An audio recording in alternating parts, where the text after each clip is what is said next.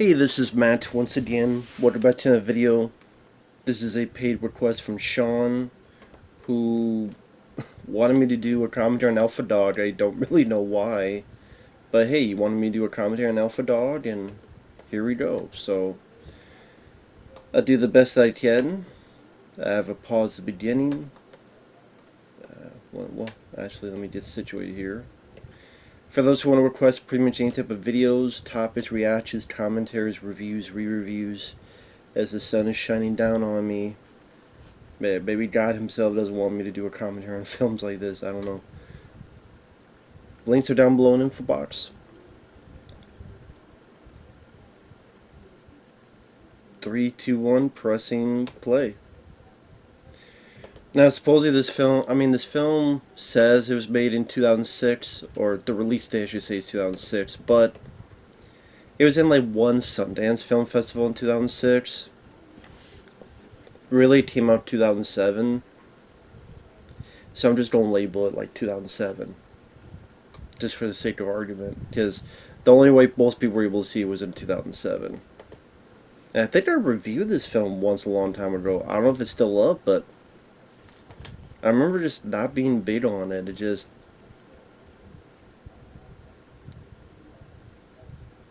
wasn't for me. Nick Cassavetes' film. Nick Cassavetes, if that name sounds familiar. He was the villain in The Wraith with Charlie Sheen. He played the villain Packard. You have Ben Foster, who I've enjoyed in films like Pandorum. Shawn Odysee, who was in The Faculty. Harry Dean Stanton. Steve from New York. Justin Timberlake from NSYNC. We got Sharon Stone, based at Odysee, of course Bruce Willis. Die Hard. Emil Hirsch is the star of this film. Emil Hirsch, he starred in a few films, Speed Racer being one of them.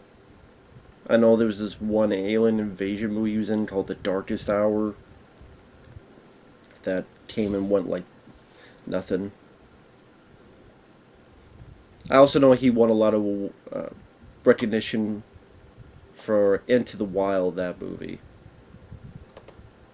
So here is showing home video footage. I honestly don't know of what, now that I think about it, like, who is supposed to be home video footage of? Just random. Is this meant to represent people in the that we see later on? It's supposed to represent, hey, they all used to be kids once, no matter how fucked up they are. Well, so was Adolf Hitler. So I don't know if this is supposed to pertain to the characters, like these, like maybe some of these are the actors and their home video footage. Maybe. If so, I don't recognize them. Maybe some of these are like Justin Timberlake when he was a kid, or Ben Foster when he was a kid. Maybe. But again, if so, I don't recognize them. So just becomes kind of a moot point. Maybe if you listen to a commentary or something. I'm assuming that's what's supposed to be. It's like they got, like that might be Anton Yelchin. I think that might be Anton Yelchin when he was a kid. So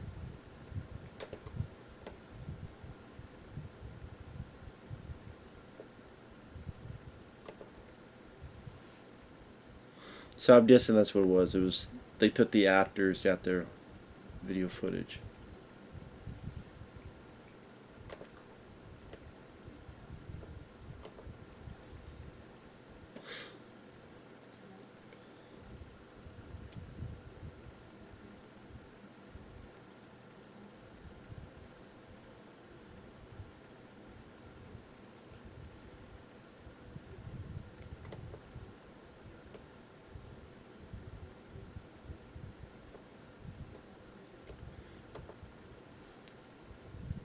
So I know this is based on a true story, and Bruce Willis plays the dad of our lead, Emil Hirsch. And Bruce Willis' character supposedly is connected to the mob, and he sells marijuana to the son, who then distributes it, sells it. And Bruce Willis, I mean, I don't know, just kind of a. It's not really a highlight in Bruce Willis's career, in my opinion. So here's your Emil Hirsch's Dane. We got Justin Timberlake here. Then there's Shawn Odysee with his shirt off. I see he was in the faculty.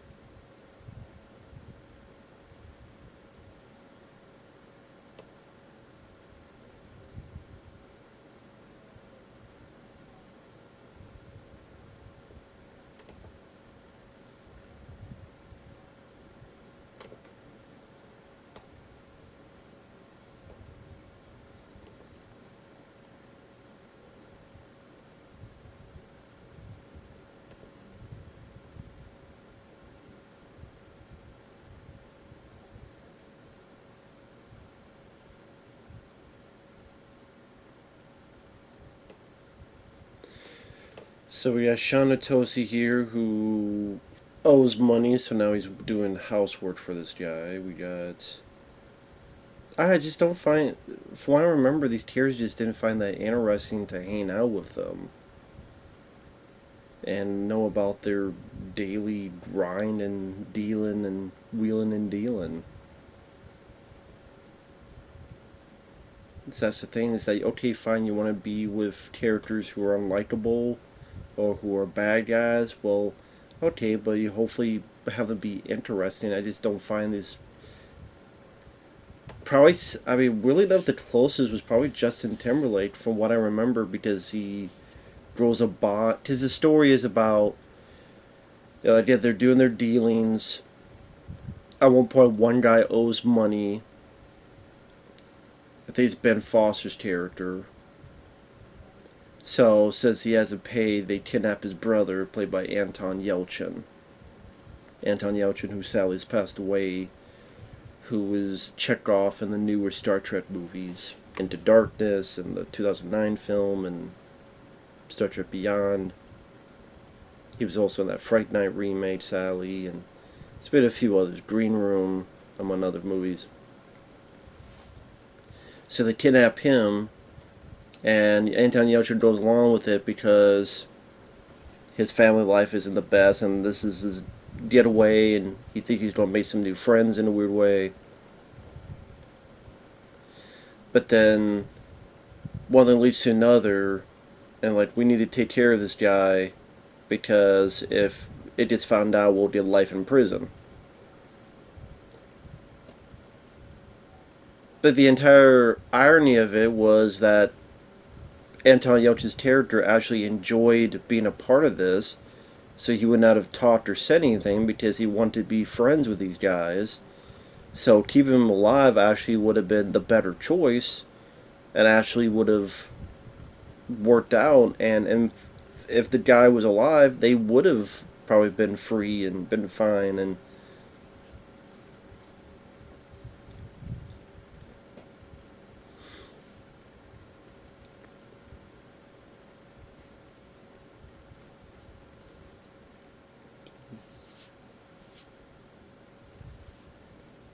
Harry Dean Stanton and Bruce Willis.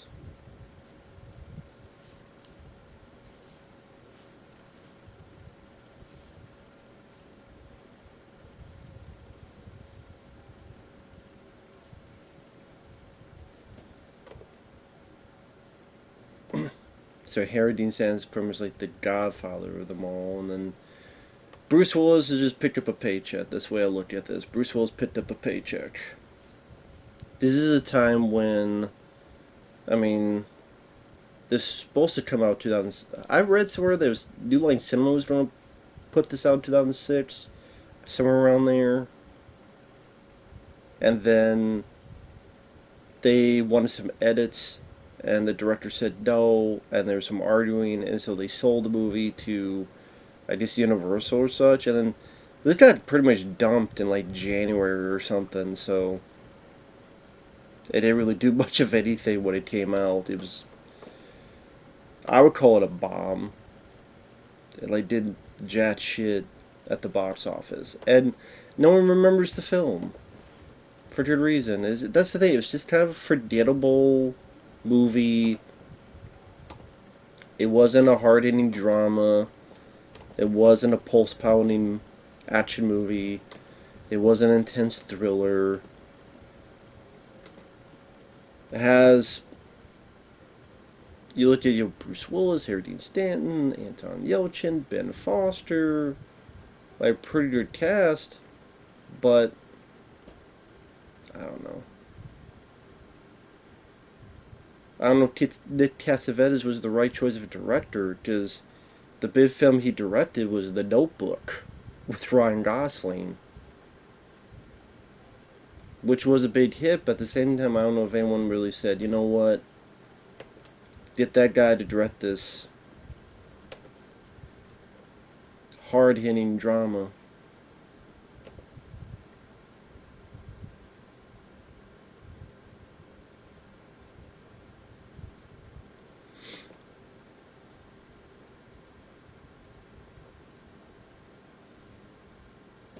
There we go, Ben Foster. The younger brother, played by Anton Yelchin. Sharon Stone is the mom, and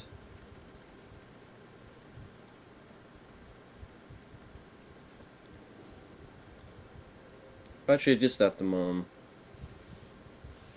Oh, maybe Anton Yelchin's mom, but the stepmom to Ben Foster's character. Maybe that. Don't remember who plays the dad here.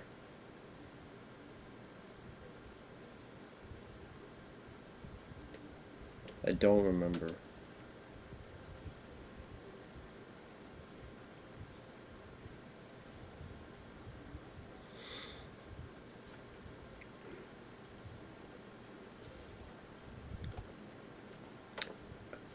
I remember Ben Foster doing a good job here, being intense, like a lot of movies he's in. It's sad, like Ben Foster is one of those guys that seems like he should be doing a lot more like bigger roles. Like this is a good, solid, intense actor. That in another era he would have been a much bigger star. Because throughout the years he was doing like small roles in films like The Punisher or Hostage. He was one of the other Bruce Willis vehicle. Well, vehicle. That was a Bruce Willis vehicle. The underrated one too, where he played one of the people inside the house.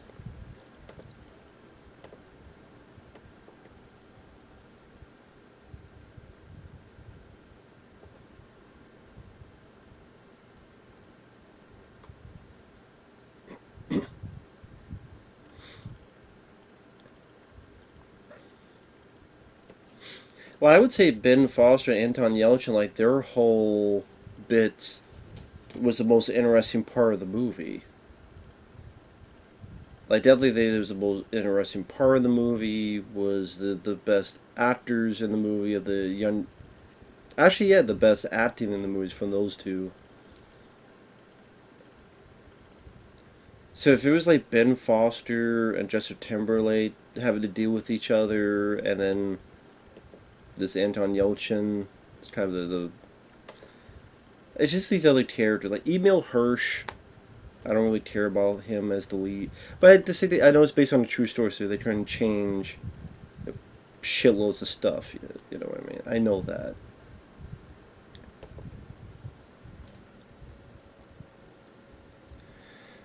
But yeah, Ben Foster.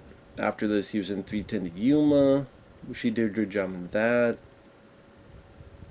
Pandorum, which flopped, but I remember liking that one.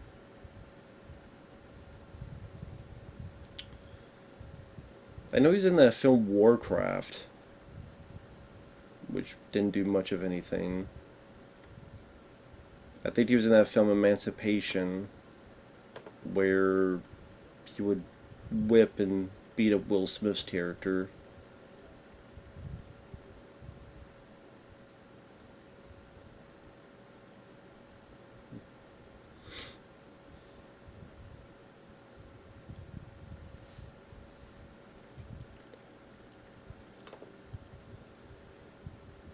I don't know. I think that's kind of weird that Will Smith went on to go do Emancipation, but then when Tarantino wanted him for Django Unchained, he said no.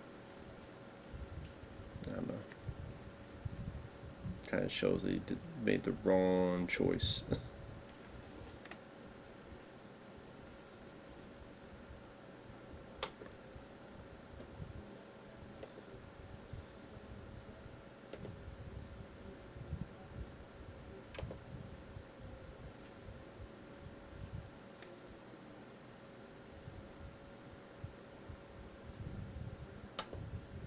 Now, some of these ladies seem like would be a bit recognizable. Like you have Olivia Wilde, who would later be in Cowboys versus Aliens. Well, Cowboys and Aliens, and she was on the TV show House. She would direct.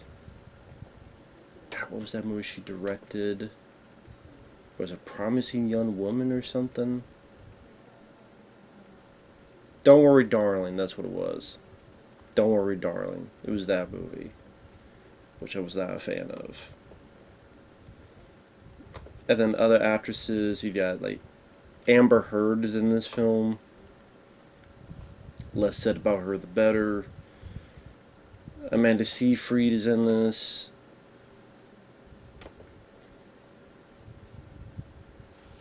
Which she was one of the stars of Jennifer's Body.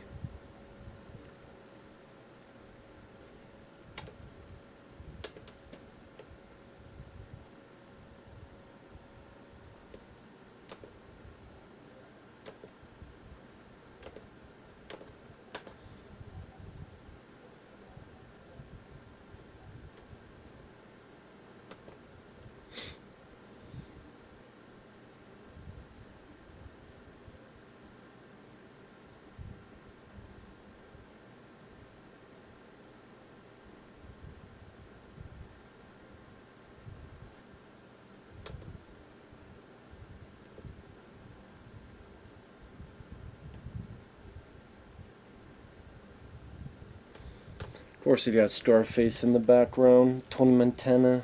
But you know what? This is a much better movie than this.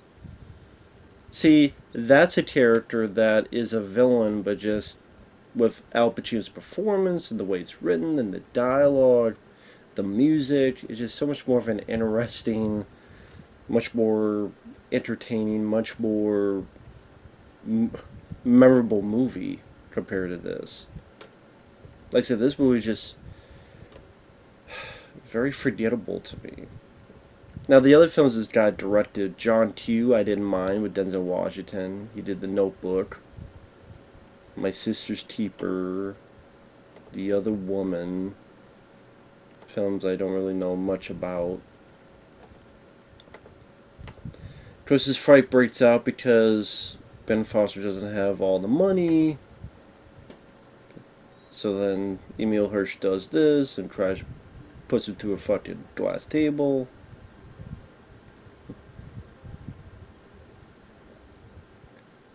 There you go.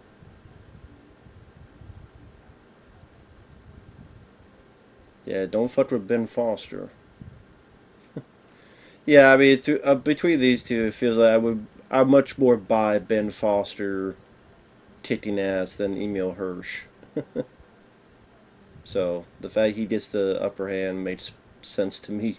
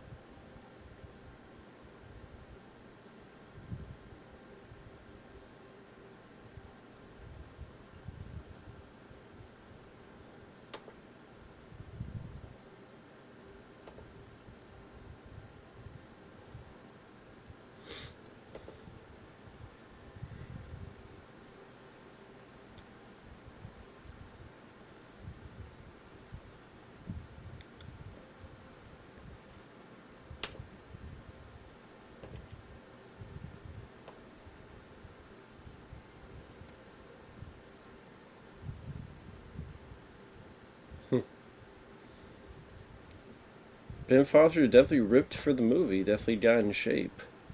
Damn. So a few bits of trivia that is here. Anton Yelchin.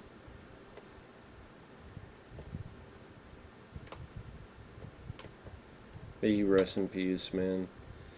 Passed away way too soon. Way, way, way too soon.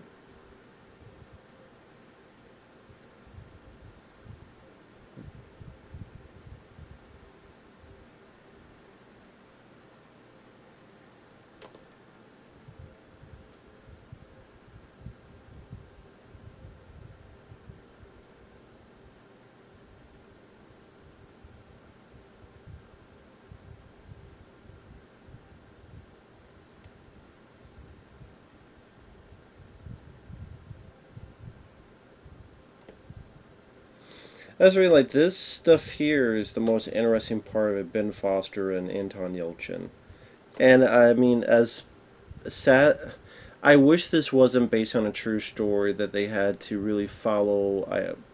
Well, even then, how many true stories actually follow the actual story as much as they can? But you still the general idea. I wish this was a movie that was its own movie that was Ben Foster going after. Like, Ben Foster is his meth addict and he's fucked up all his life, but the one thing he got going is liking his stepbrother, how you want to put it. So this guy is an anti-hero. This guy is not really a guy you think you should be rooting for. But then for the love of his brother, he goes in and wrecks house, and either Anton Yelchin gets killed, and then Ben Foster don't get revenge, or what I would prefer, Anton Yelchin is kidnapped, like it is in the movie, and then he goes against these guys one by one through trial by fire. They may be bruised, bloody, beaten up, stabbed, but by the end he's able to save his brother. And maybe a last scene where he's in the hospital. Who knows if he'll go to jail or not, all this other stuff. As in, he'll go to jail, but maybe his family get him out, and I don't know, maybe he just escaped. Make up whatever lie. And then the mom, Sharon Stone, finally gives Ben Foster's due. The antagonism is lifted. She lies to the cops for him, all sorts of stuff. And the bond between Anton Yelchin and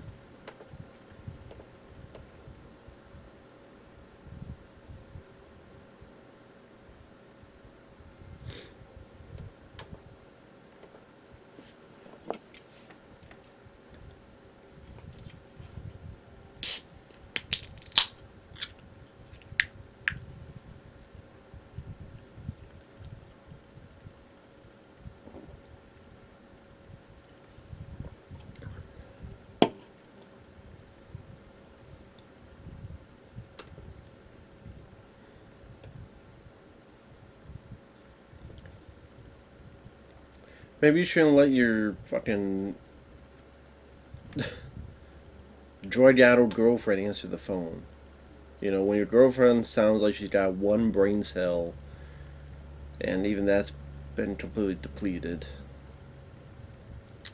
maybe you should not have her answer the fucking phone.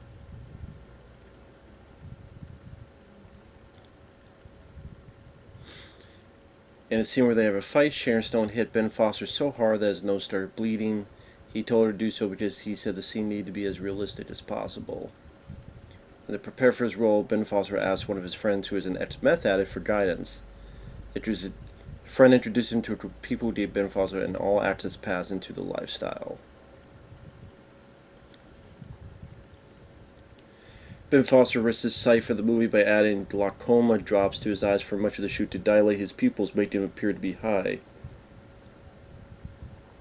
He'd hide in the bushes at night and cover his eyes between takes to keep the lights from shining into them.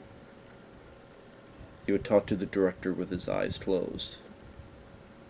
Okay, the film begins with actual home footage of some of the cast members when they were children, Anton Yelchin is the last child shown. Okay, so that is right about that.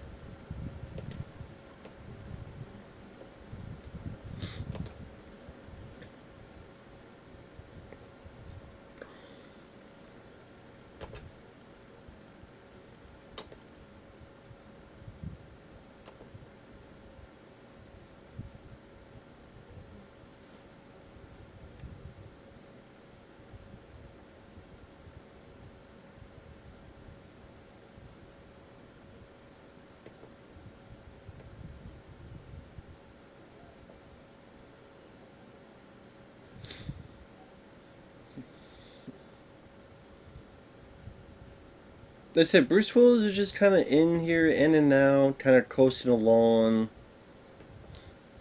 Did this, I don't know, maybe did this as a favor to Nick Cassavetes? Did this as, hey, I get a quick paycheck, I'm in it for a couple days.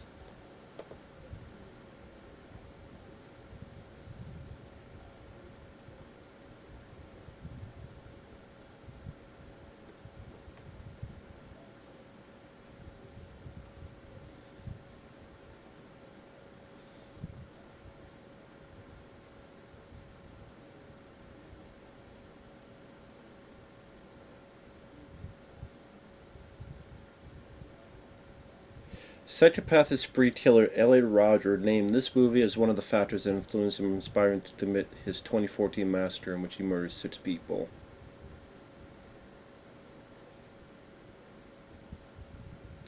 Leonardo DiCaprio was considered for the lead role.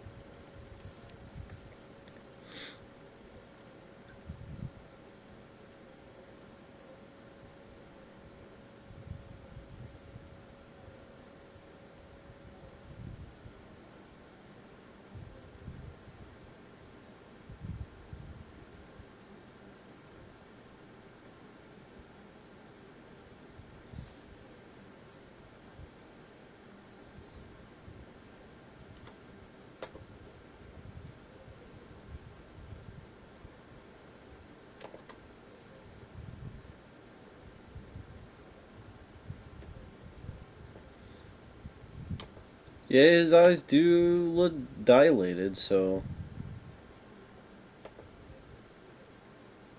he does look like he's on something, which was the point. But sadly, I mean, to do all that work for this film that no one fucking remembers and didn't do anything. That's kind of the thing. Is like, okay, I get that. Hey, he's an actor. He appreciates his craft. I just people liked his performance, and maybe that helped. Maybe that helped his career. I don't know. Maybe, but like the film itself,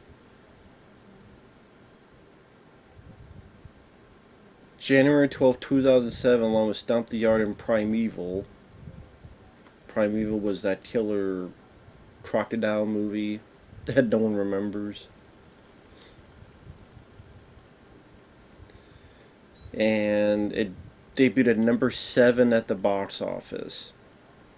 Made $15 million in the US, $32 million worldwide.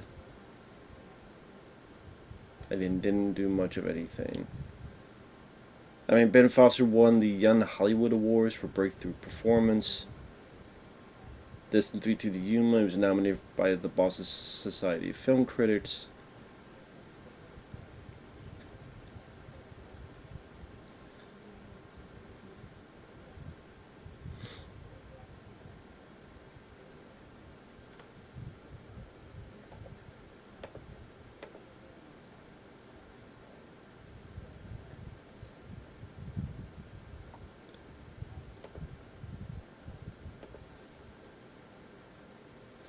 Tech Nine was originally going to do the full soundtrack, but the studio wanted more commercially known songs in the movie.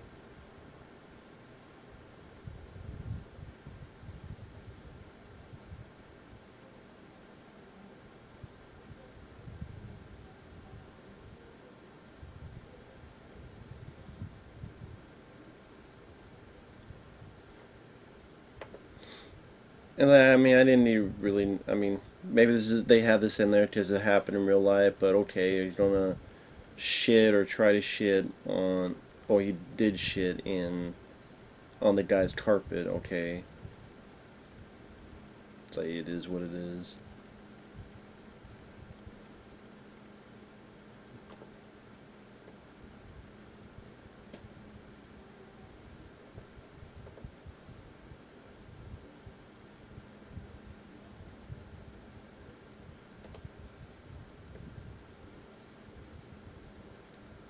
So that means Ben Foster did see Emil Hirsch. It's just, yep, you saw what I could do. So now what are you gonna do about it?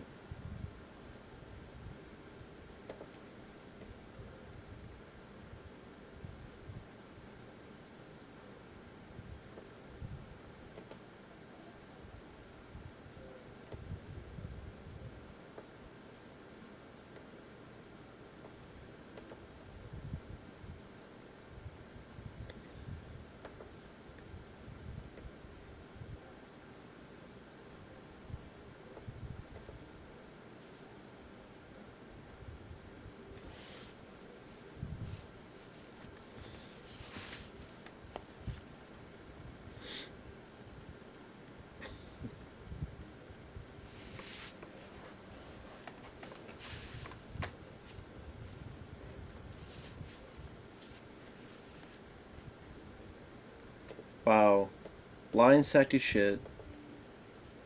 Of course, the reason he lies and says he wasn't there, that's because this is a guy that doesn't want to get his hands dirty and is a fucking pussy on that front. And if he was there, they would have asked, well, why didn't you do something? They show a sign of weakness and lose a bit of power and respect of his group. That's why later on he doesn't kill the kid. He has these other guys do it. Shawn Odysee, who owes money and so forth.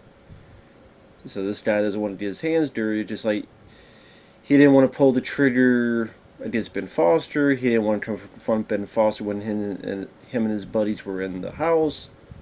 And at the end, he doesn't. He's not even there, let alone pulling the trigger. Kind of take it back what I say about Justin Timberlake. Yeah, watch this again. Maybe his performance really isn't that impressive. Ben Foster and Anton Yelchin is. So, I don't know. Maybe Justin Timberlake, I want to give a bit of the doubt because, he's not known as an actor. He's known as a singer.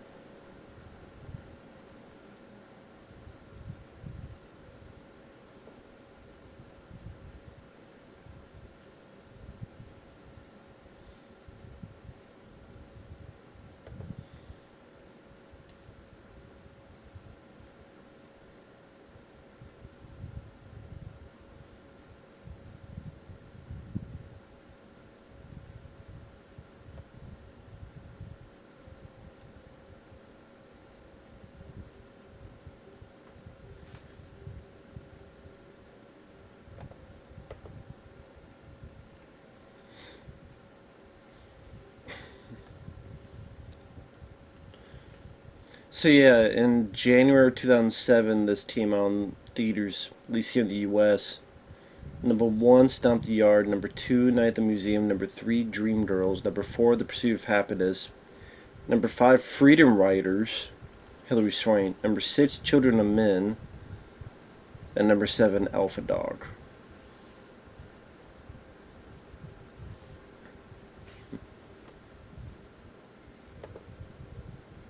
Well, I guess if you take consideration and consolation that it did better than Primeval, about a news team trying to capture a 25-foot crocodile and all sorts of stuff.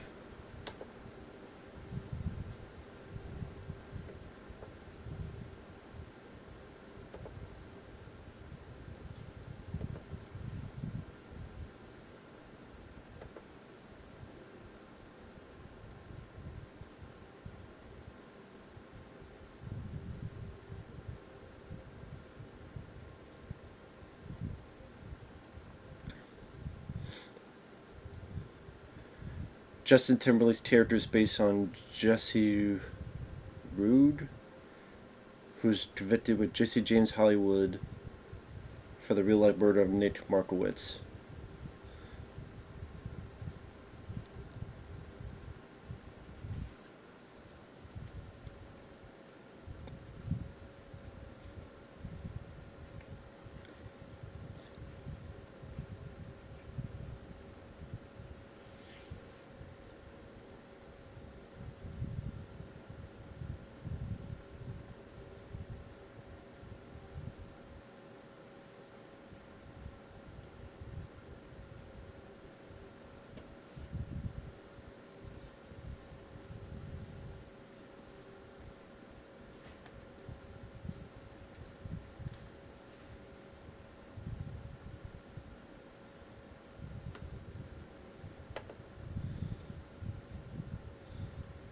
Yeah, sorry it's that much of a commentary, because I don't really have much to say about the film. Like, kind of when I was watching it, it's kind of the same feeling I had.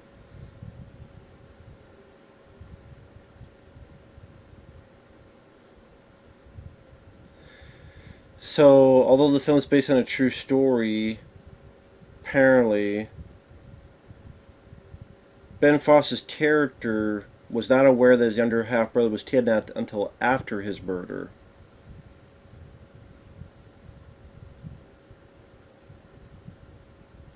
Hmm.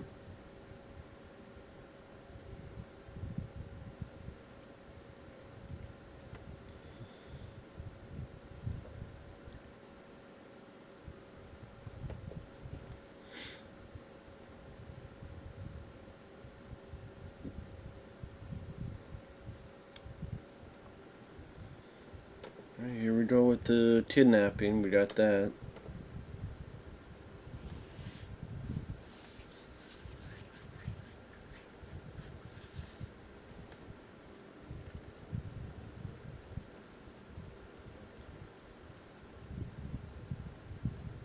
No shit, you don't know what you're doing right now. You're a fucking idiot.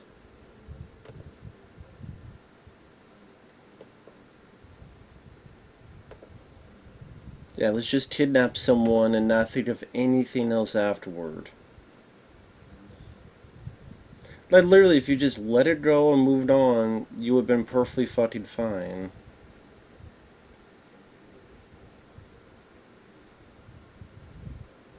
Would have been perfectly fucking fine if you didn't have just let it go.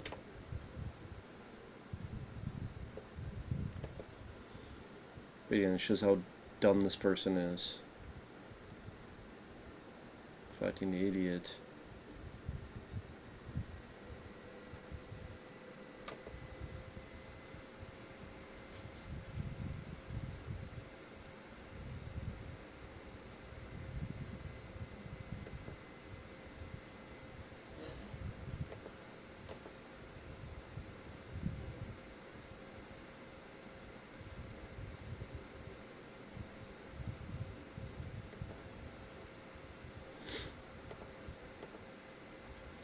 I do Justin Timberlake, like, believe it or not, I actually still am more interested in him than Emil Hirsch.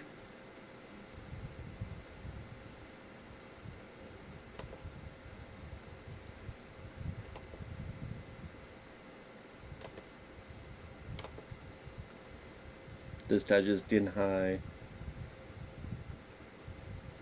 The movie literally had to stop to tell us that these three people are witnesses.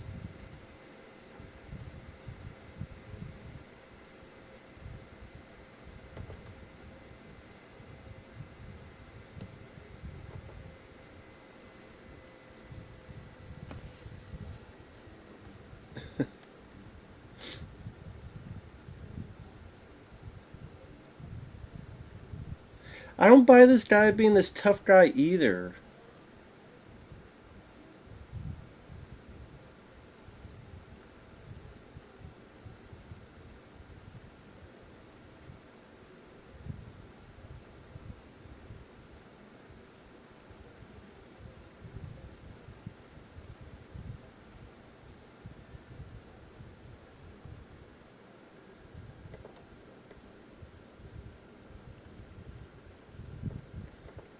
If Justin Timberlake's character would man up, like, who the fuck is this kid? This kid's smaller, scrawnier, wannabe tough guy.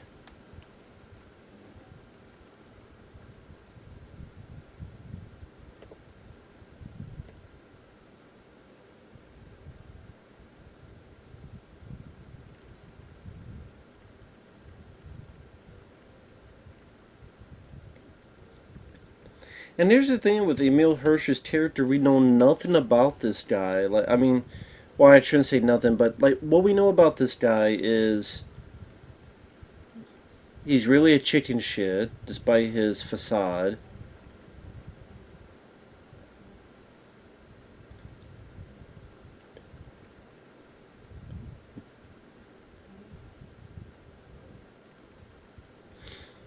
Let's see. His dad's Bruce Willis. And that's pretty much it.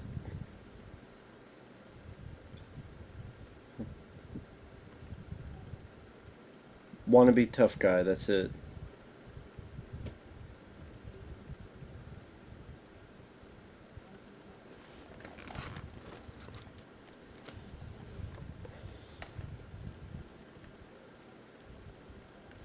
I just, for me, I don't see what made this.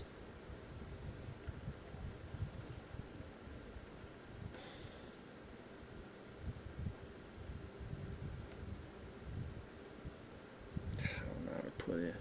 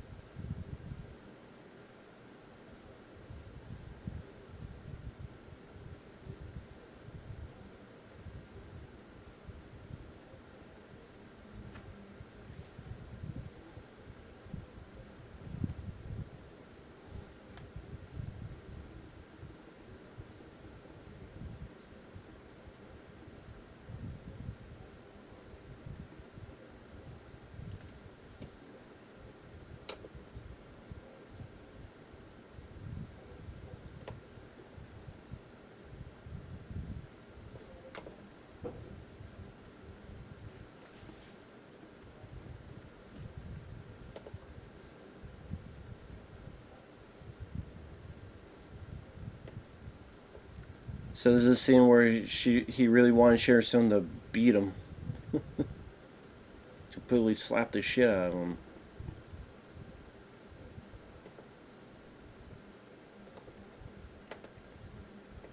That's the thing. It's like I don't really see what was so intriguing about the story to go. We need to get this made into a movie.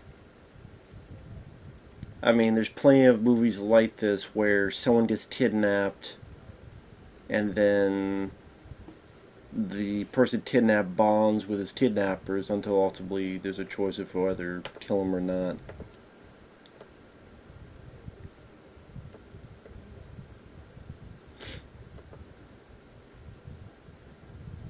Who the hell was that one kid? That kid was like that one kid was from the Goonies. Damn, I didn't know. Fuck it, Ben Foster was a martial artist. See, that's what I'm talking about. Look at this. Like, look how he's like kicked everybody's ass, and he's like doing these really smooth, good moves, man. That's what I mean. Like, imagine. Like, I guess it's just my own cup of tea, because I can only showcase my own cup of tea. I can't showcase anybody else's cup of tea. I think sometimes people go out there, and even though they know what kind of movies they like, you can't say it because that's not. No, I know what kind of movies I like. I love The Shawshank Redemption, and I love a lot of those type of movies. But I also absolutely love Steve Seagal's Out for Justice. And yeah, if this was about Ben Foster and he's a star on this road of redemption to rescue his half brother and just beating the shit out of everybody. Or hell, even if it was a tone of, I mean, it's not the same story, but Liam Neeson, he did Walk 'em on the Tombstones. Now, that film wasn't another Taken, but it still had a very interesting enough narrative with some ass kicking involved in there that made it work. And it's a film I wasn't sure about the first time I saw it, but then I'm like, you know what? Watch it again. This is pretty good.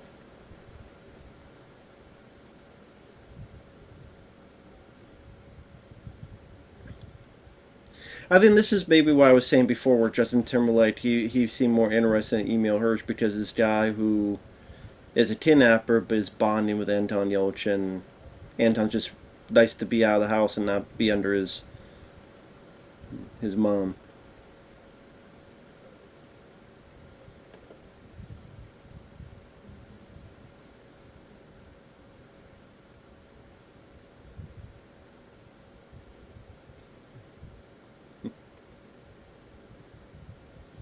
So Justin Timberlake's given him the option to leave.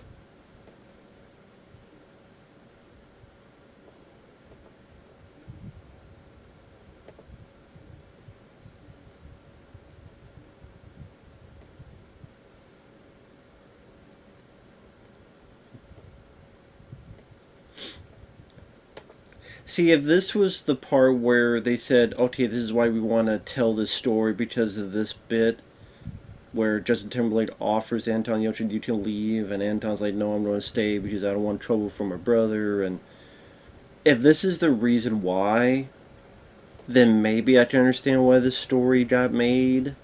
Maybe. But at the same time, it just.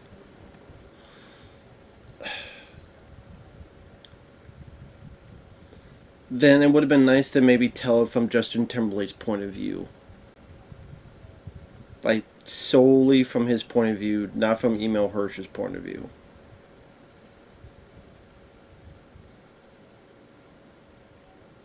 That's just me, though. Maybe if it was like from his point of view and him, that type of stuff, maybe. Maybe, but I don't know.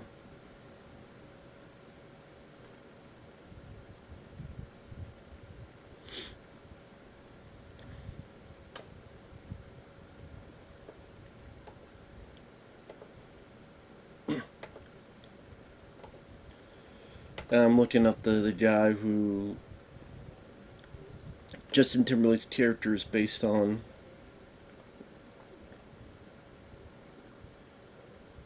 Jesse J. I'm not sure how you pronounce his last name, the real life guy.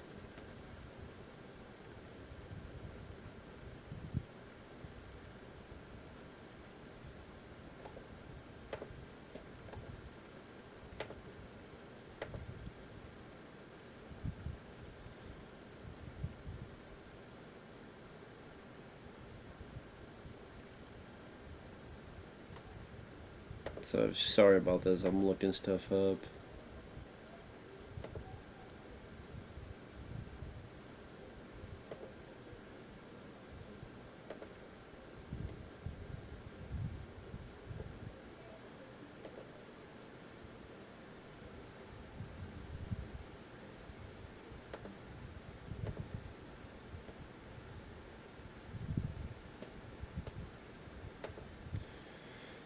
So, convicted on charges of aggravated kidnapping in connection with the killing of 15-year-old 13 years ago. Released from prison after serving 11 years of a life sentence. State parole board voted to release over the objections of Governor and Susan, the victim's mother. He was one of 5 young men arrested and convicted for the shooting masterminded by Jesse James Hollywood, a small-time San Fernando Valley pot dealer who ordered the kidnapping after Markowitz's older brother ripped him off a drug deal. Prosecutors alleged that he was more intimately involved in the killing but could never prove it. The mom reminded that he had initially told investigators that he had bound her son's wrist with duct tape and had helped bury him after he'd been shot in the face at a location near Liz's mouth.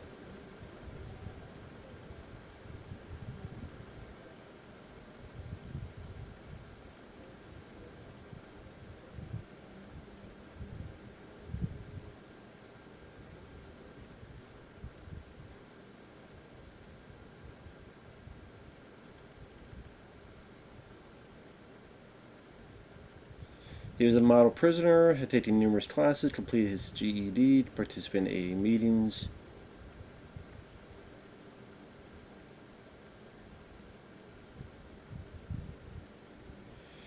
Jesse James Hollywood was sentenced to life. The guy who pulled the trigger was sentenced to death.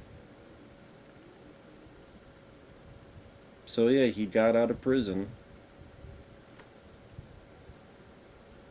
And he's out. There you go.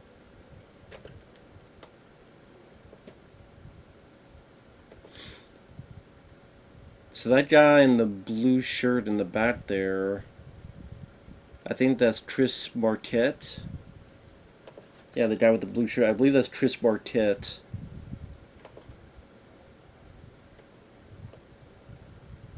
Chris Marquette, he was the He was the kid in Freddy vs. Jason. Yeah, he was the kid in Freddy vs. Jason. He was the one that had the hots for Kelly Rowland's character. And when they're fighting Jason, the guy gets pushed back, and we find out that he's been impaled in the back, and he acts like he's fine, but he's, I think, on like sitting next to a tree or something, and we realize he's bleeding to death.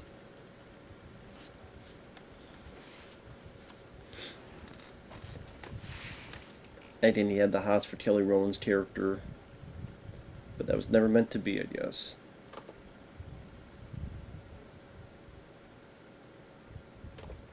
And I think that right there is Amanda Seyfried.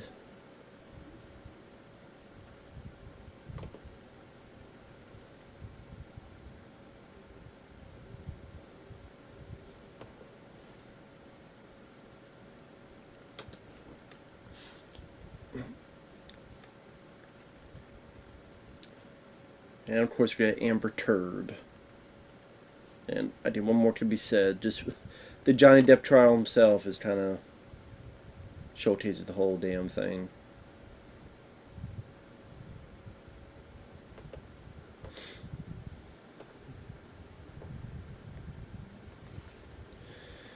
And this movie's long too. It's an hour and 52 minutes. I mean, it's a long ass movie.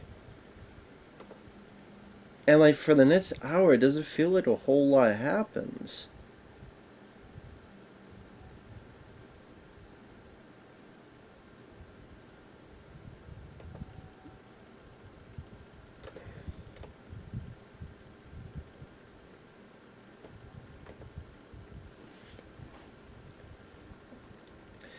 Probably some of them start liking Anton Yelchin. Emil Hirsch says, you know what, we need him killed.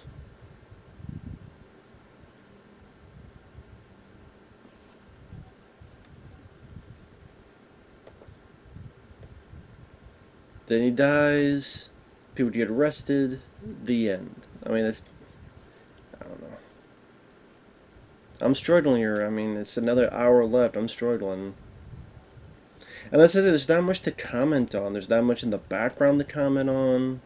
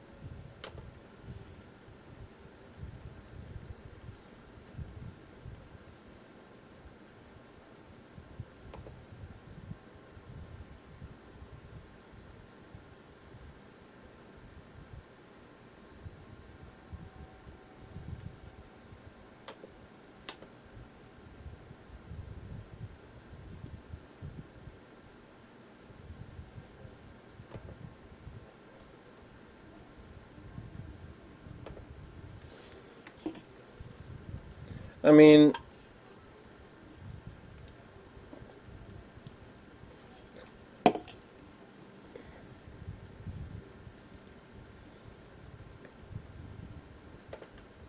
it does look like she could beat the shit out of him.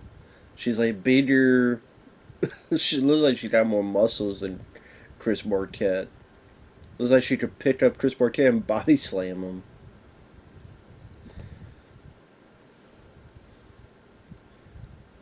I would easily say the strongest parts of this film are Ben Foster and Anton Yelchin. Bruce Willis, I mean, hey, got a paycheck.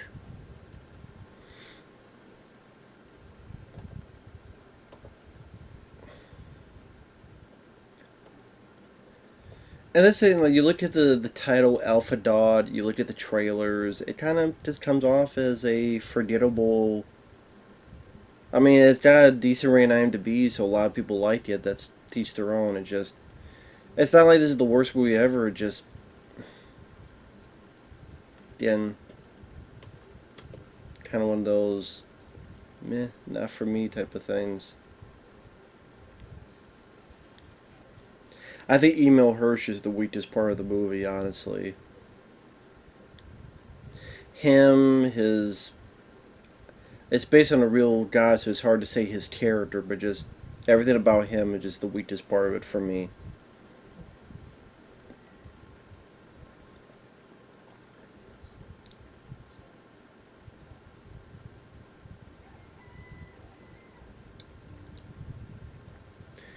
And of course, I mean, to mention Bruce Willis, I mean, this is a guy that, I mean, it's sad what's happened to him nowadays. And I mean, this is a guy that, from the Die Hard films to even being Look Who's Talking, which was a hit.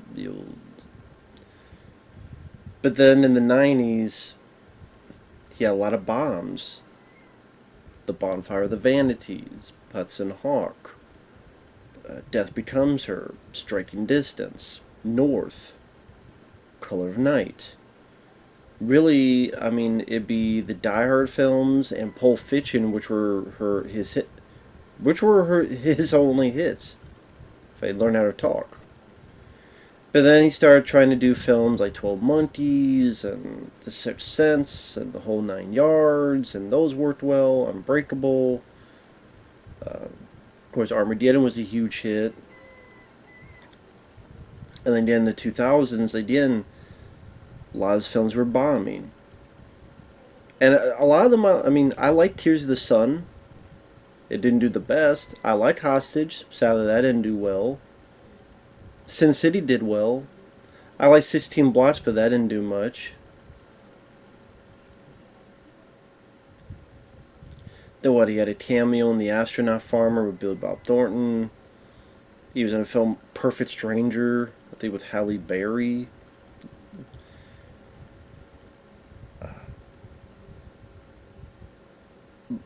I like Lucky Number 7, but they didn't get much of a release.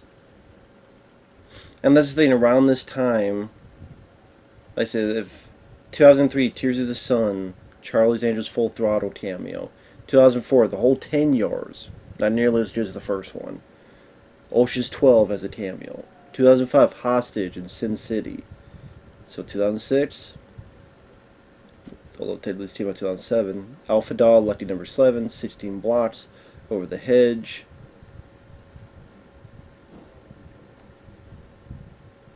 I really like box office wise. Live Free or Die Hard, The Expendables, Red, maybe Looper. And it was around that time, 2012, Expendables 2 and Looper, where he went more direct-to-video route. He was doing direct-to-video films in 2011.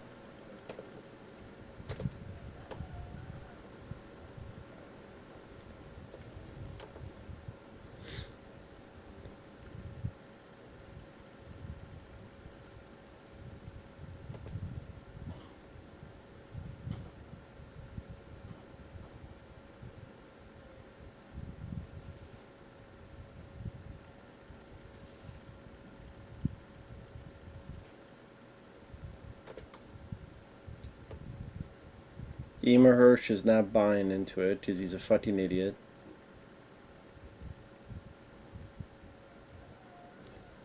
Here's the thing, if he had listened to Justin Timberlake's character, he would have been perfectly fine. But that's what I mean, is like you never really get into why Emil Hirsch's character acts this way. Why he doesn't trust anybody, why he never tries to get to know Anton Yelchin, why this, and that. We never really know about it. We just know that he's a dickhead. And he's a dickhead. He's a pussy and he's a dickhead. He's a pussy because he doesn't want to do stuff on his own. He's a dickhead because, well, there's the events that happen. So yeah, I was talking about Bruce Willis. I mean, by around 2010, 2011, he was getting more direct-to-video work. The Setup with 50 Cent, Catch 44 with, what was it? I think Forrest Whitaker was in that one. The Cold Light of Day For those who remember that, with Henry Cavill and Sigourney Weaver. Although I guess that would go into theaters technically. Fire with Fire. And then he did a series of films that just made him. I would say this series of films killed his theatrical career. A Good Day to Die Hard, G.I. Joe Retaliation, Red 2, and Sin City: A Day to Kill For. Just Die Hard 5, even as people like me that liked the fourth film, this film became a joke. G.I. Joe Retaliation, I know there are people that liked it, but I mean, I think there's a reason why they haven't done a G.I. Joe film since, within the past 10 years. Red 2 was definitely a disappointment compared with the first one, and Sin City 2, definitely a disappointment compared with the first one. Thus, afterward, direct-to-video, The Prince, Vice, Precious Cargo, Marauders, First Kill, Acts of Violence, Reprisal, Airstrike, 10 Minutes Gone, Trauma Center, Survive the Night, Hard Kill. I think this is also when either he knew that his mind was going or he knew something was off. So he's like, I gotta take as many jobs as I can. He also signed with, I forget who that guy was, where, hey, you come in, you film for 5 days, or you film for 3 days, or you film for 4 or 2 days. We pay you a bunch of money. We do everything you've done in 2, 3, 4 days. Boom. And that's why, like in 2021, there's 1, 2, 3, 4, 5, 6, 7 movies. And in 2022, 1, 2, 3, 4, 5, 6, 7, 8, 9, 10, 11, 12 movies. 12 movies in 1 year. And they would follow the similar formula. He comes in for a little bit. They cast another younger actor to try to do most of the work. So, for example, Extraction, not the one with Chris Hemsworth, another Extraction. Okay, they did Kellen Lutz to be the lead. Precious Cargo, they did Mark Paul Gosselaar from Saved by the Bell. It's that same one. Marauders, they did Christopher Maloney, they did Dave Bautista, mainly Christopher Maloney. First Kill, they did Hayden Christensen. Acts of Violence, they did Cole Hauser. Reprisal, they did Frank Grillo, Jonathan Shake. Airstrike, they did. Oh, that's a different movie. Let's see, what was it? 10 Minutes Gone, they did Michael Chiklis. Trauma Center, they did a lady, Nikki Whalen.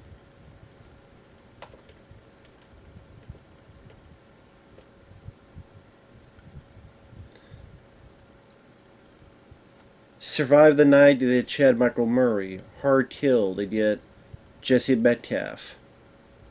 Cosmic Sin, they did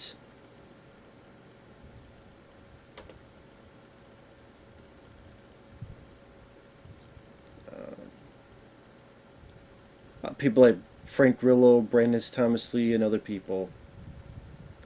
Out of Death, they did Jamie Keane. Midnight in the Switchgrass, they did Megan Fox, Emil Hirsch.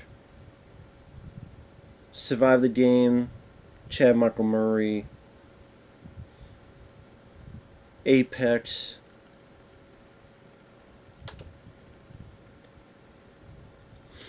Neil McDonough. Deadlock, Patrick Muldoon. Fortress, Jesse Metcalfe. American Siege,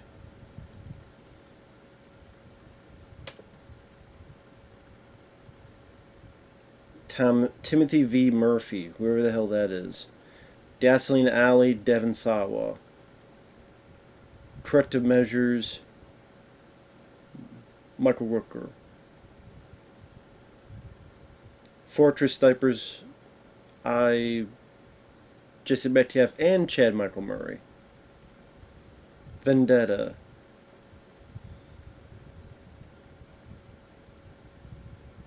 Clive Strandon.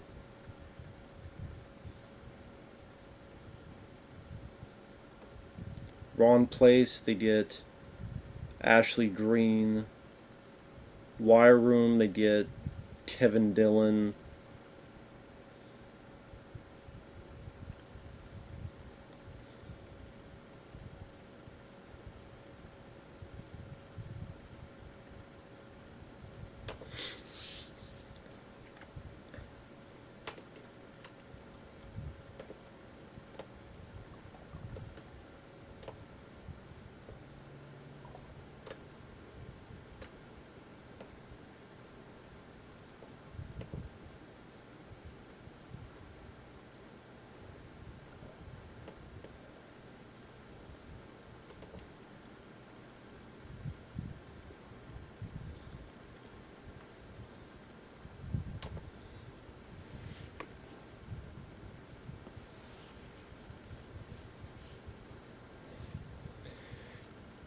So I know I haven't been paying attention to the movie. Pretty much what happened in the movie, for those who are just listening to this and not follow along the movie, it's Emil Hirsch called his lawyer, who said, listen, if you called and asked for a ransom or something, you'd face life in prison.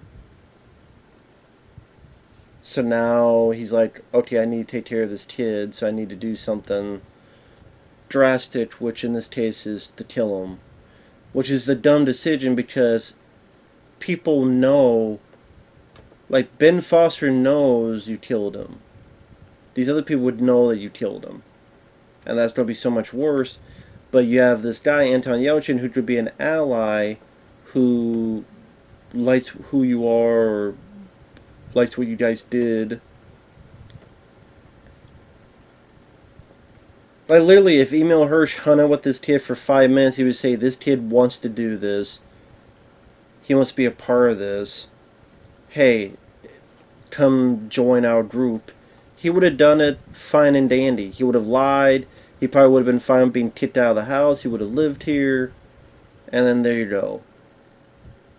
You literally could have had it, like, if a drug overdose, something like that would happen, probably, eventually, if that was the case.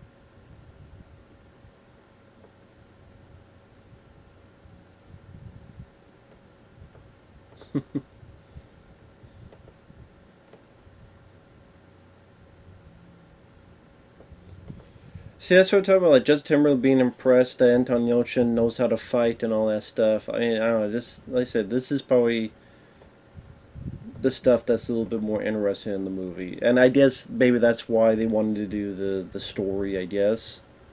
But who knows how much of this is true, how much of this is factual, how much of this is bullshit. I don't know.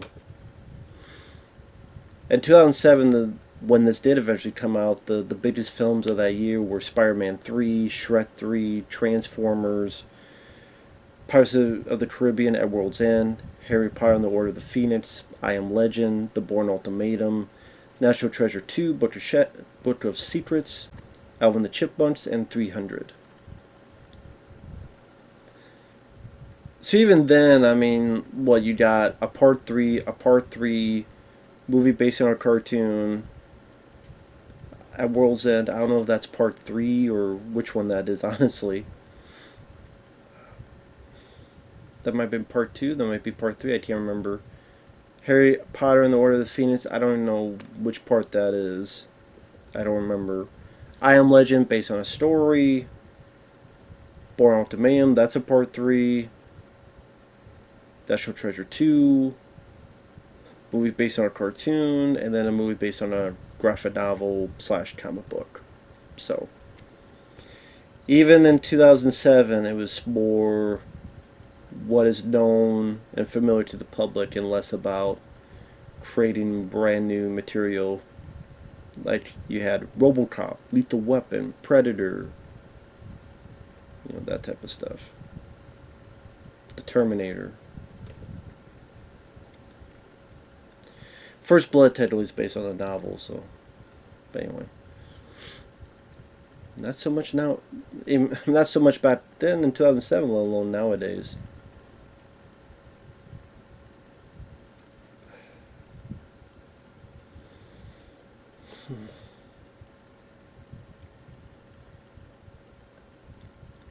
And for what I understand, this whole thing with the threesome with him and the 2 girls apparently never happened. So it makes me wonder why they included this in the movie. Or why they added this into the movie.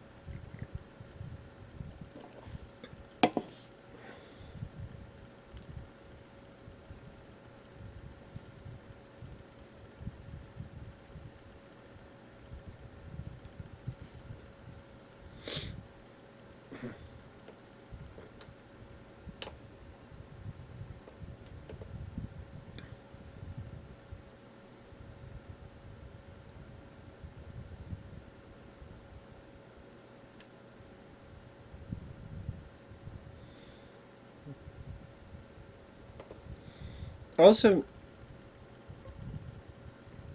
why Shawn Odysee goes along with this so easily. The idea he owes money to the guy.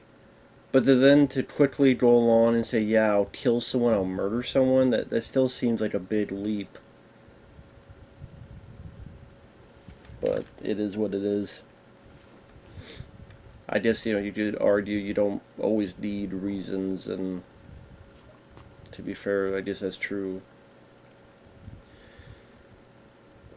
But it says, remember, with Ben Foster, like, now it's not really much about him, other than that one phone call. He hasn't really been part of the second half of this movie, and it suffers because of it. I think Amanda Seyfried regrets being naked in the movie. And like I said, that's weird that they added this in, because this was not... For what I said, this never happened. And if that's the case, then I don't know what was the point of adding this in there. I guess trying to say this guy is going to have the best night of his life. Now is he going to be with a girl? He's going to have a threesome or something. Maybe that's why, like, you give him the best moment of his life, followed by the end of his life, or something. I don't know. I don't know.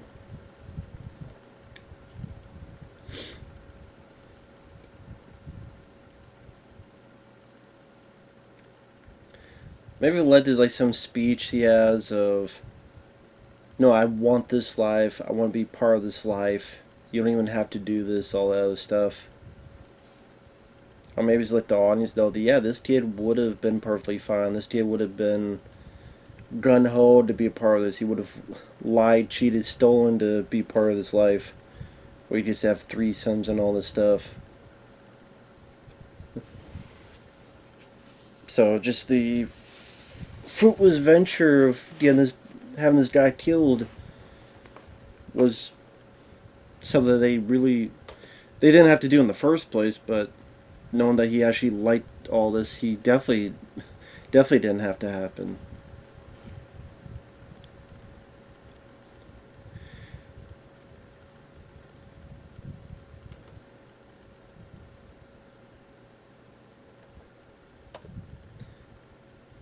Rotten Tomatoes consensus: a glossy yet unflinching portrait of violence, hedonistic teenagers.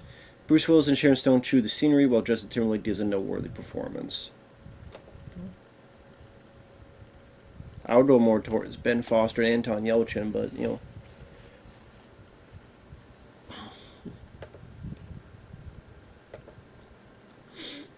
kind of looking at what reviewers said. This inspired by reality tales, essentially an emotional snuff film. It's these kind of misguided effort a middle-aged director indulges in when he wants to reinvent himself as edgy. I don't know about that. Stylish and thoughtfully directed, occasionally chilling and always absorbing. I disagree with that.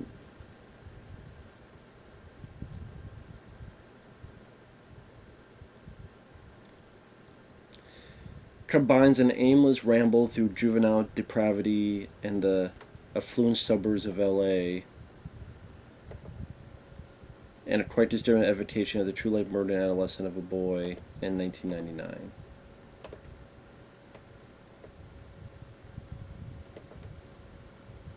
It's Beverly Hills 90210 on crystal meth as a gang of posh potheads lose the plot when a kidnapping goes wrong. Well, I mean, that's an interesting way to put it. Beverly Hills 90210 on crystal meth.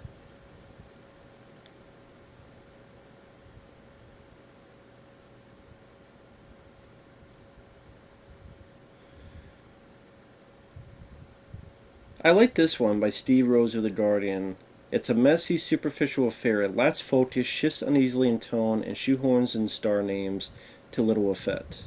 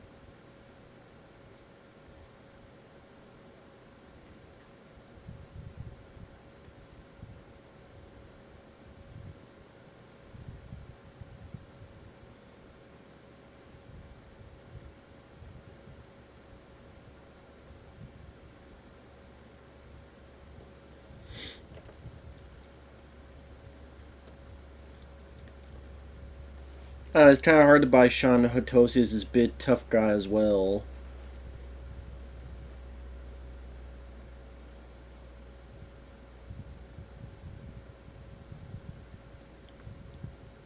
It's kind of tough to buy him as this big tough guy.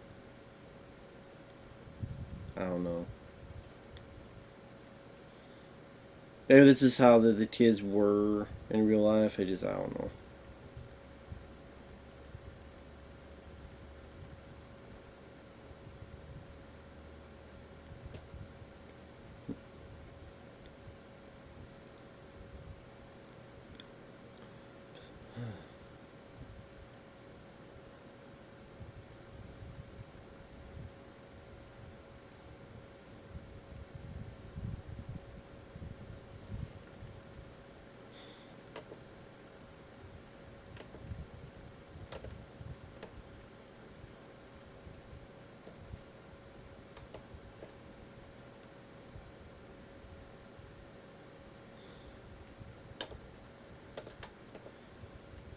Yeah, sorry, I'm not saying much. I don't know what else to talk about. I really don't. There's 30 minutes left of the movie, and I'm surprised there's 30 minutes left because it's pretty much they dig a grave, they get Anton Yelchin there, they shoot him. Which, remember, the way it's done looks really fucking awful. Like, I don't know what it is, and so now he's watching Austin Powers on TV, Anton Yelchin.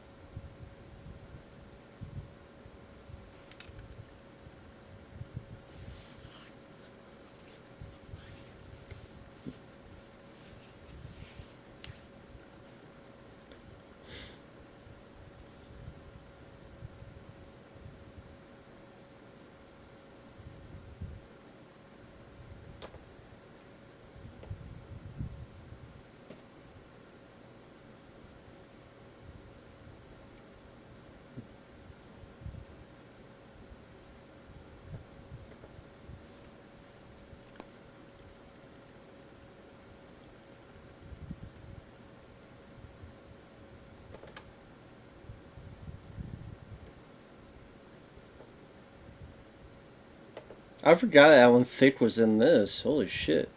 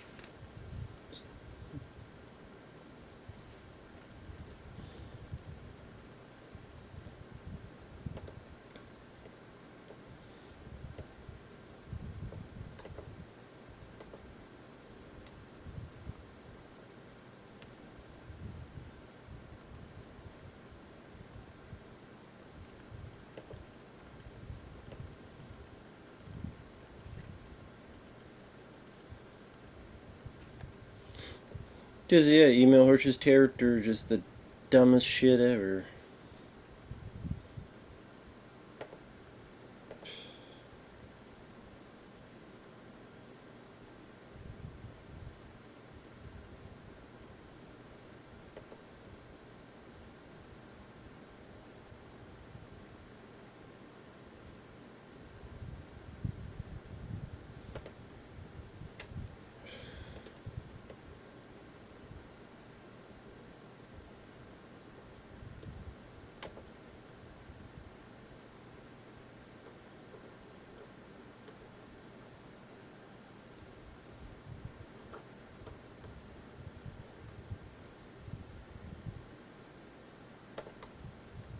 There's always a way around it, for fuck's sake.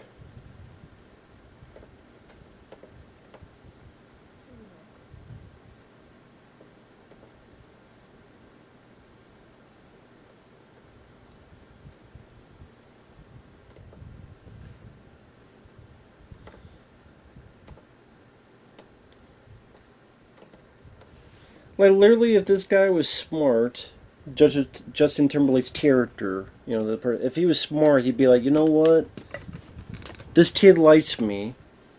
He likes me quite a bit. I say, fuck it. I sucker punch nut this guy out. I take the kid. I tell him what's really going on. I take him home. I get arrested, but the kid tells the truth about what happened. You save the kid's life. Maybe you serve a little bit of jail time, but then you get out, or some type of immunity, something like that. Work out finding Andy and the kid's alive. You do it because it's the right thing to do, but then that would have saved your own ass too. Because who the fuck are you really going to protect? Email Hirsch, the terror that got you in this predicament. This guy here who seems fucking psycho. All this other stuff.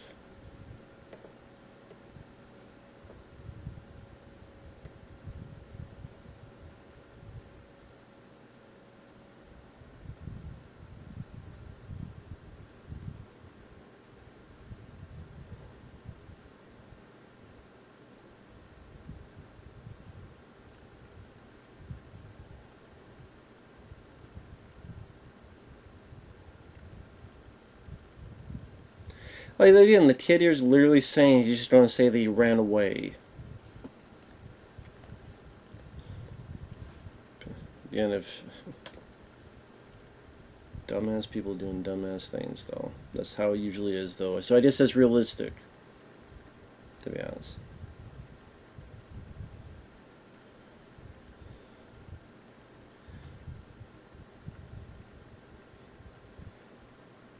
Alpha Dog is intermittently bemused or tragic, but utterly lacking a conscience or a point of view.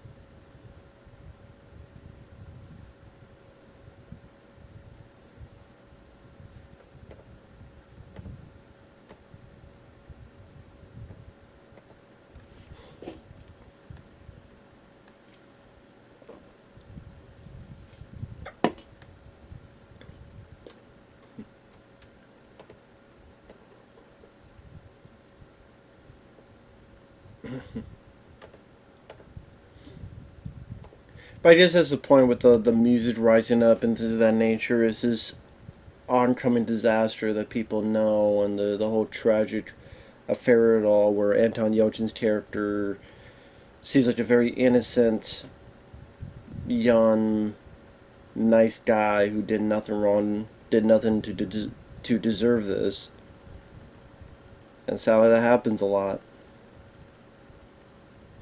Happens all the time with people, sadly. Two witnesses. Do they say their names, I wonder? Scott and Debbie, witnesses number 37, number 38.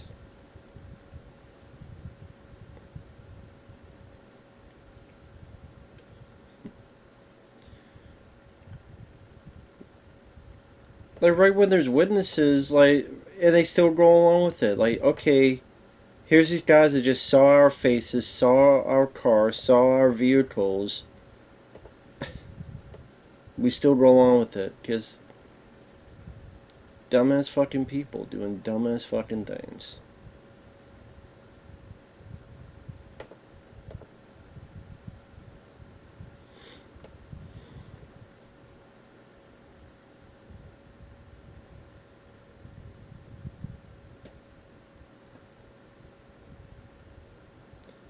Who would have thought that a real life tale of such drugs and murder could be so instantly forgettable? Yes, I agree with the New York Daily News.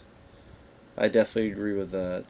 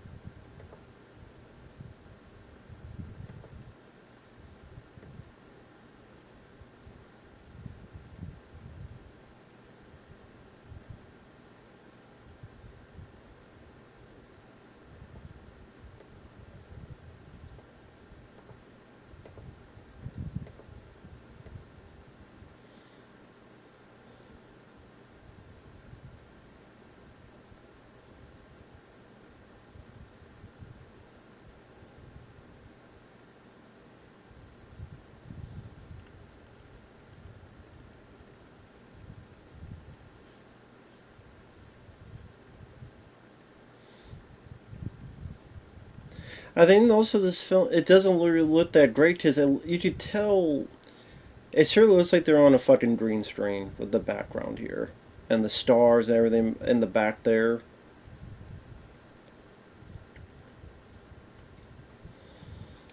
It looks like such a fake, obvious green screen. If it was done for real, then it was shot very poorly. But it does look like a fucking green screen background.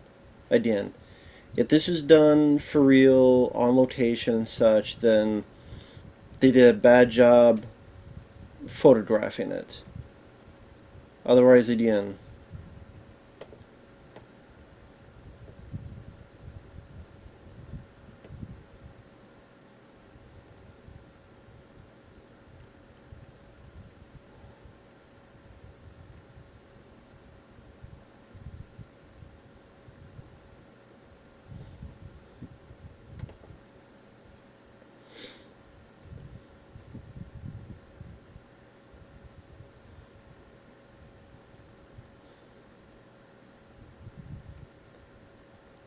see, I would say Justin Timberlake here is doing a good job. I'll give him credit for that.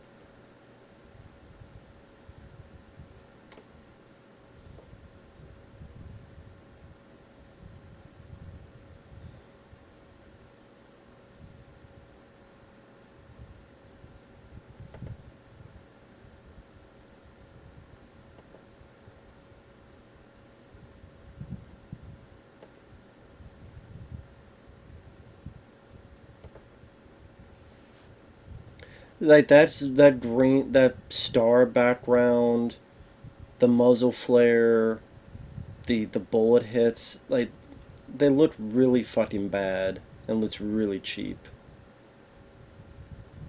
That background with the windmills and the sky, like that sky looks so bad. Also, I think like the way it's lit and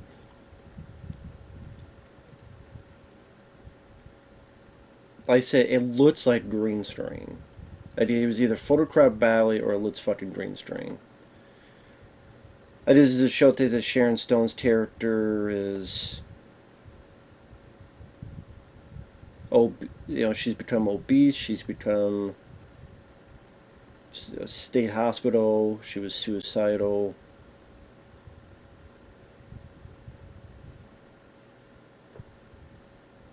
How she just broke down completely, for which I understand pretty close to home for the mother, which is understandable with what happened to her son.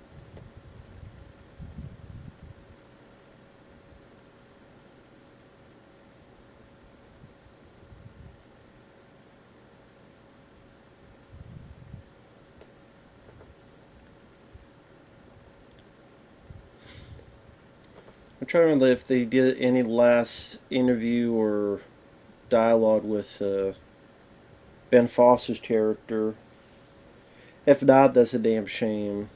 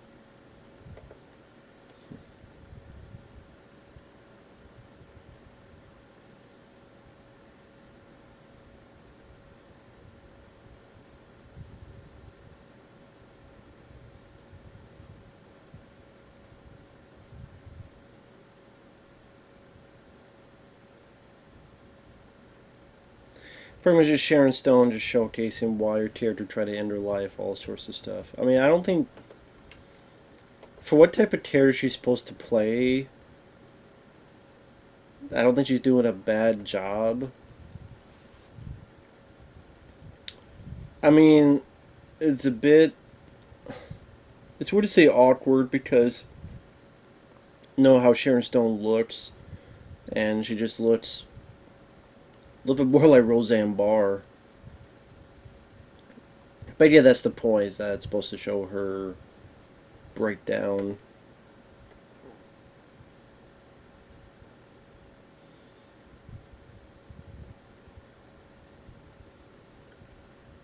Well, I mean, I think she got perfect teeth, white and all.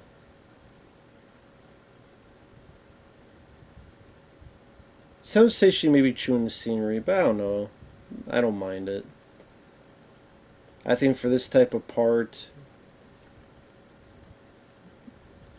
it is supposed to be big, so to speak.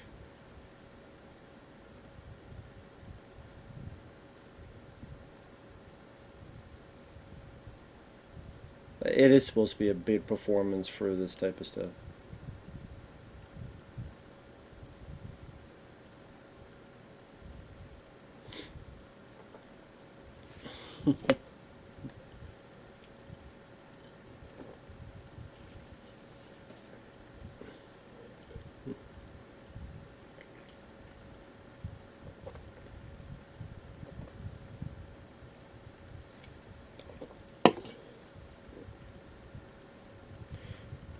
Doesn't even say what you mean, what you talking about. His first is how do you know that?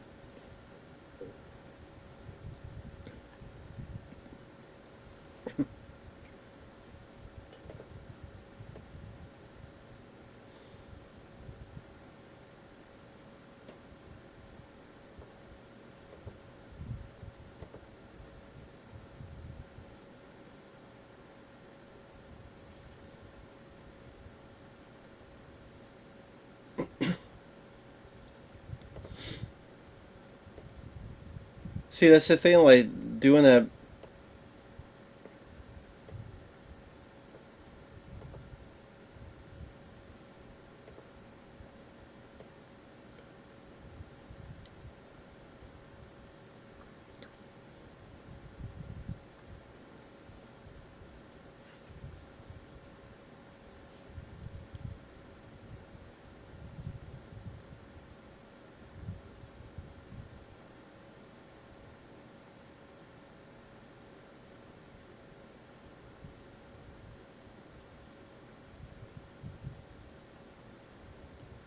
Couldn't happen to a nicer guy. You were so gun ho to do it. Now you're like, oh, what am I gonna do? Tough titty. Should have done in the first place.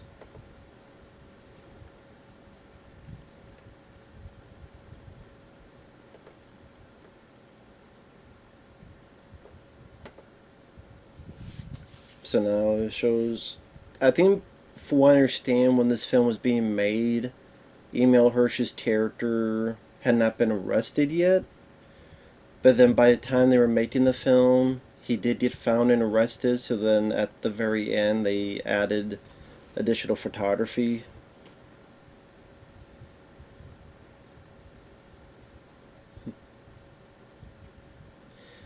I think that at the very end, when he's walking through with this nice suit and someone looks over and is walking towards him, and then that title card.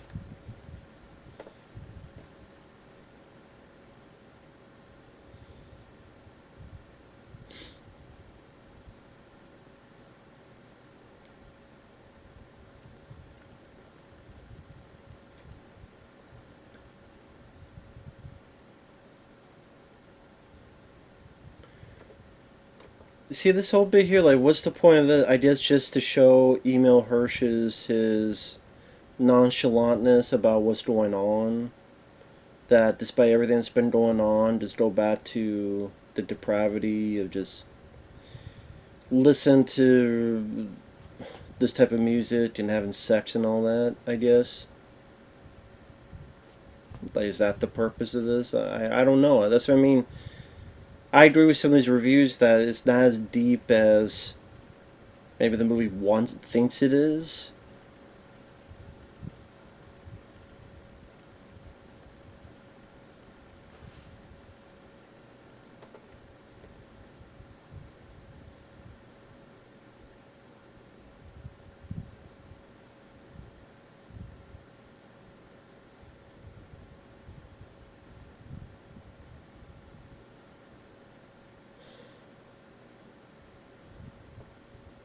Or just to showcase that he's not really excited about this because of what's going on in the world today. I don't fucking know what the purposes is.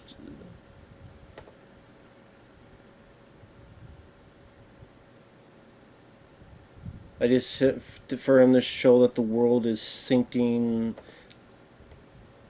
I don't know. It just looks like he's fucking psyching out on mushrooms or something.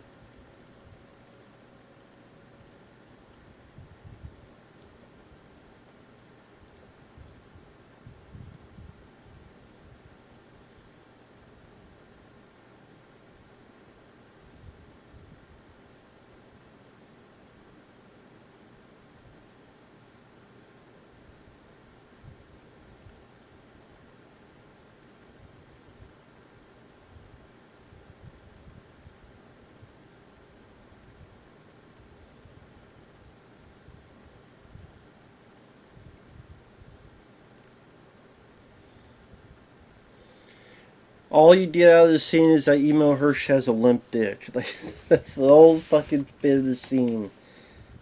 He's a limp dick piece of shit. There you go. Great, great scene to have in there. You could have easily taken that whole fucking scene out and wouldn't have done a fucking thing. Like, what would this have fucking done? Not a damn thing.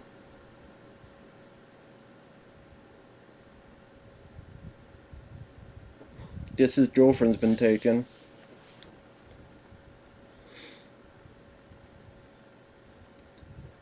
That's the thing, like, Emil Hirsch, like, his character just wasn't that interesting.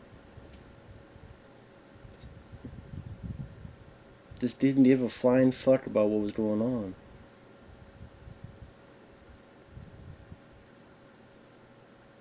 I think that's Lucas Haas.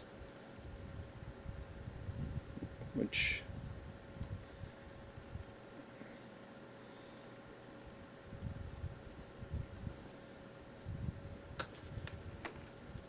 pretty decent actor. I'm trying to think of all the films he's been in.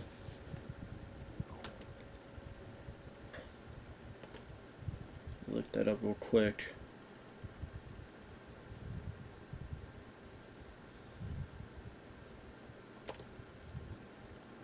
See, Lady in White back in the day.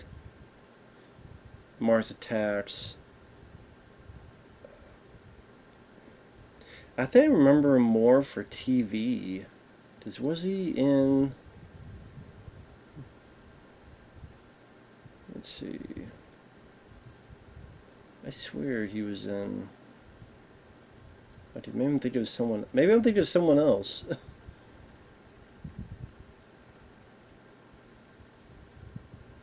Yeah, I think maybe...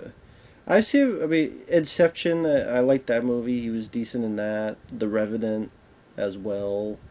Brick. Yeah, Brick. I liked him in that movie. Sort of the main bad guy in the film. Witness, that's right. That was Witness I'm thinking of. As the little kid Witness.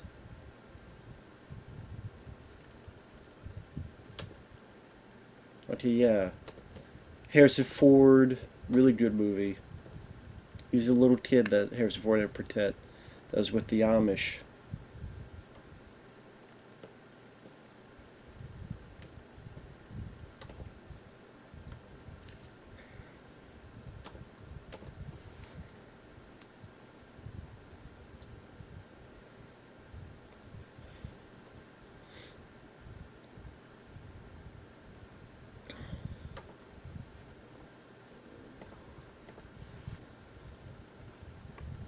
So you got Eminem music playing.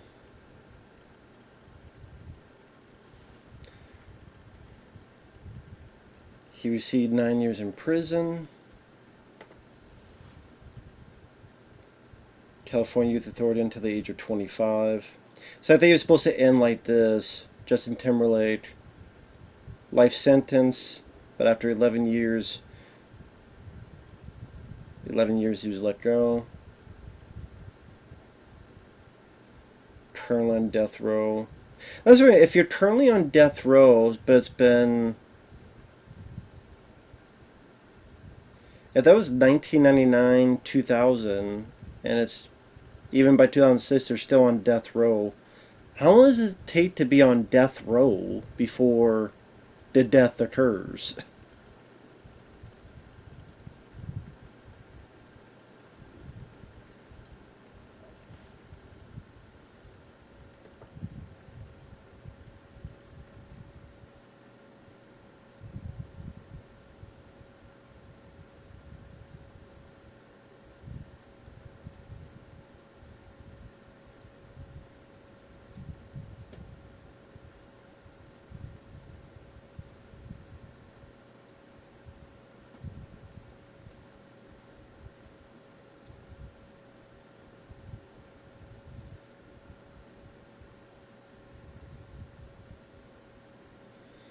I think this bit here was the additional photography.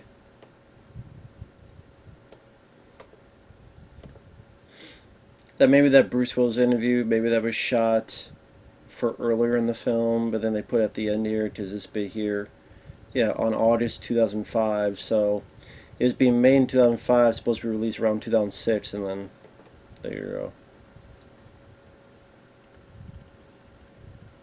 And that's the movie. Yeah, sorry it wasn't much of a commentary, but to be honest, I really didn't have much to say about the film. I mean, I think even when I reviewed it, was, and I don't even know if the review is still up, I had a hard time talking about the film. This is one of those things where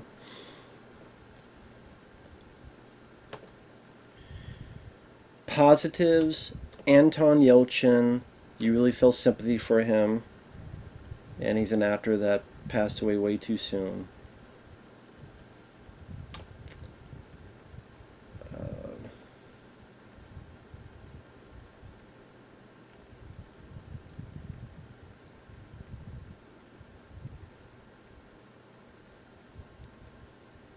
Okay, I'm trying to think. Oh, Ben Foster, and I think him not being in the second half of the film really hurts it. I mean, other than that one phone call, because he made such a big impression in the first half of the movie. Him hang out with Anton Yelchin and how close they are, how violent Sharon Stone is the Ben Foster's character, how he goes to that place just kicking everybody's ass. It's like he knows how he's doing, like he knows martial arts. He made such an intense, impressive impression that when he's gone, it's definitely felt. And I think the film could have been at least 20 minutes shorter. Stuff like the threesome scene, or talk about Emil Hirsch's limp dick. I think that could have been cut out. It didn't really add anything to it. Emil Hirsch, either it was cast wrong, or it should have just been more into Justin Timberlake's point of view, or something else. Or pick a point of view, just like Emil Hirsch's film, but then it's Justin Timberlake's film, but then this little bit. Pick one point of view and stick with it for the entire thing, maybe. See it all from Justin Timberlake's point of view and so forth. Maybe that would have helped. I don't know. Bruce Willis is in there to cash a check. Sharon Stone, I mean, was okay. But yeah, overall, just very uninteresting, forgettable movie that I'll forget in a week. So we'll see you guys later. Bye bye.